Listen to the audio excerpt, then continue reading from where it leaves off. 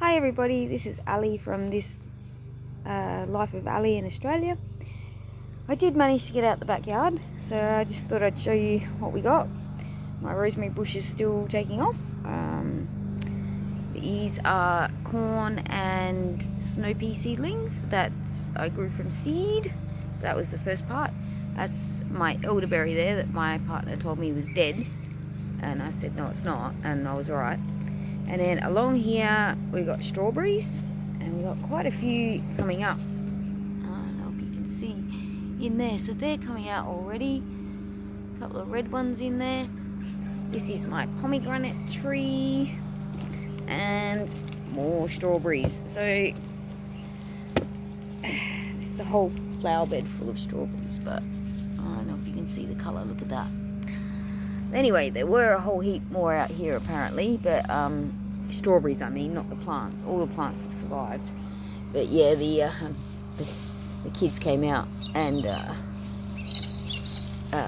as they were storing them, they started eating them all, which is fine. That's good. That is my mulberry tree, which we're going to get maybe 6. That's okay, it's the first year in. So this is all the wood here.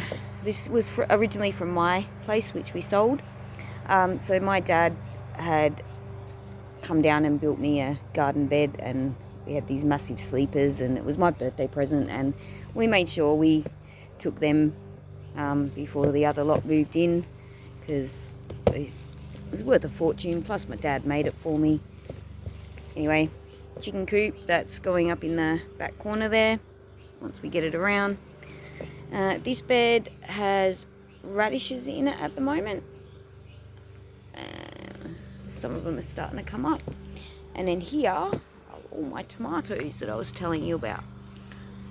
So we have black tomatoes, prosperous tomatoes, 4 different cherry types of tomatoes. And at the front here we got some zucchini. These are the beans, so the ones I was showing you at the front. See how these ones have gotten a lot bigger? And look at the size of these. Yum. So I thought they'd picked some already, but obviously not. And then up there, they're peas, just like out the front. And at the back of all of that, I can't actually get around there, but there is a whole trellis of peas that are just underneath the back of those. And they're all peeing as well. Cabbages are almost formed. And a couple of the last cauliflower coming up. Broccoli was done. We harvested that. We weren't going to get any more out. And I think if we come in here, we can see. I don't know if you can see. Hang on. Whoa. There. And there's my mini cauliflower. There we go. So they've all got little ones like that. And then over here we got cucumbers. There's an onion I planted that was starting to, I don't know what's the word, sprout. So I'll basically get tops off them and get 3 small bulbs. This is another cucumber. This is apple cucumber. So we got those. And then over there is my, let's zoom in, that is my nectarine tree. And that's going to get about, it's got about at least a dozen little fruits in it at the moment. But like I said, that only went in a couple of months ago. That's a new tree, so that's good. It's my apricot tree that I bought from my house, just like I did the sleepers. So this one hasn't fruited this year. And we kind of expected that because it was ground planted at my house. It was a lot bigger. We pruned it right back and brought it over. Mainly because that was the first ever Mother's Day present that I got. And I actually had to take my son shopping for it myself. You know, we went down to a nursery, and he was only about, 7 months old or something. And we were wandering along, and he reached out the pram and grabbed onto an apricot tree, and I thought, bugger, I didn't get a Mother's Day present, so this will be it. So that was sentimental that it came to me. So, but it's alive, which is good. So hopefully it'll fruit next year. And then this is our peach tree. So it's still the same, about a dozen little peaches coming out on there, if not more. Wow, there's a whole heap more that's come out.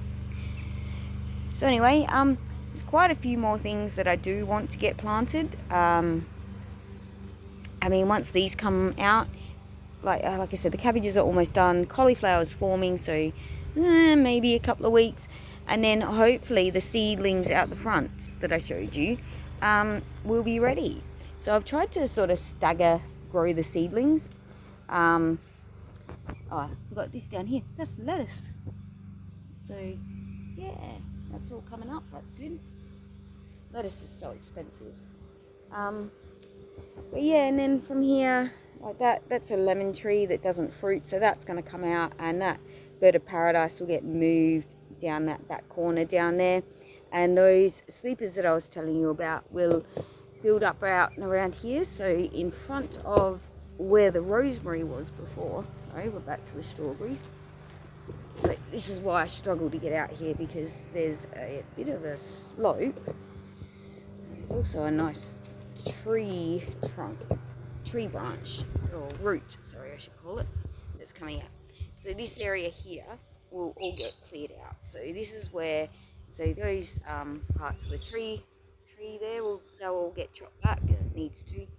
And then this will just tear out because it's just sort of, I don't know, wild lilium type things, but not like pretty lilies. They're quite awful. And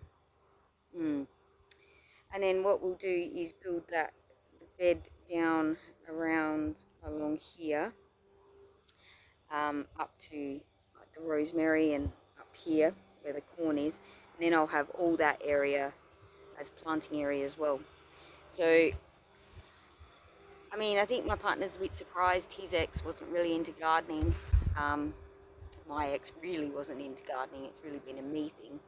But yeah, it's something that keeps me occupied, I think, and it's getting the kids excited in things. And like, since planting it, like the amount of stuff that his daughter has tried, like she was quite a picky eater, and now we can get her to eat potato, beans, broccoli, cauliflower, carrot, you name it. We put it on her plate and she will try it now. There's just no issues. And that's because I still put safe foods on there, like cucumber and strawberries that she likes. And so she knows she's only got to have a tiny piece of each bit.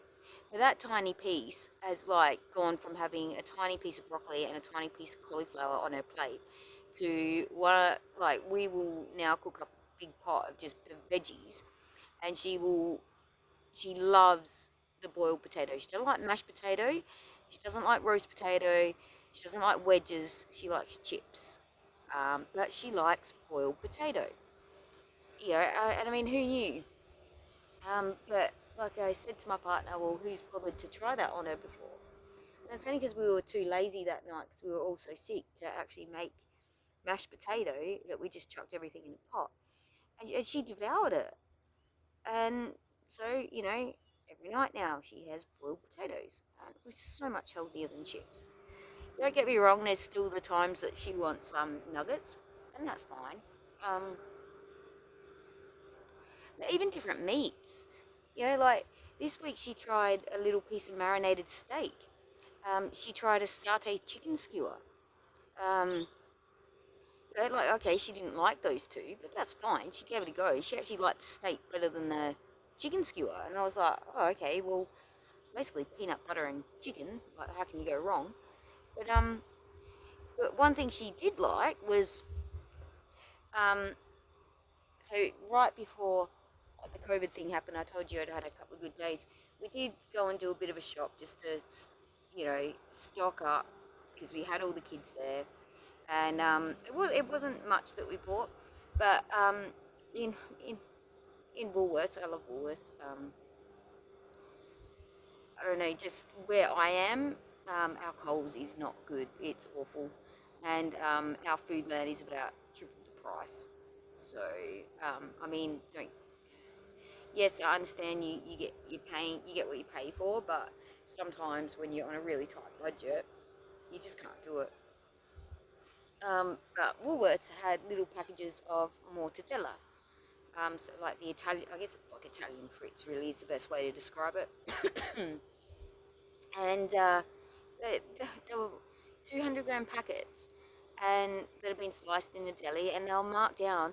One was 14 cents and one was 18 cents.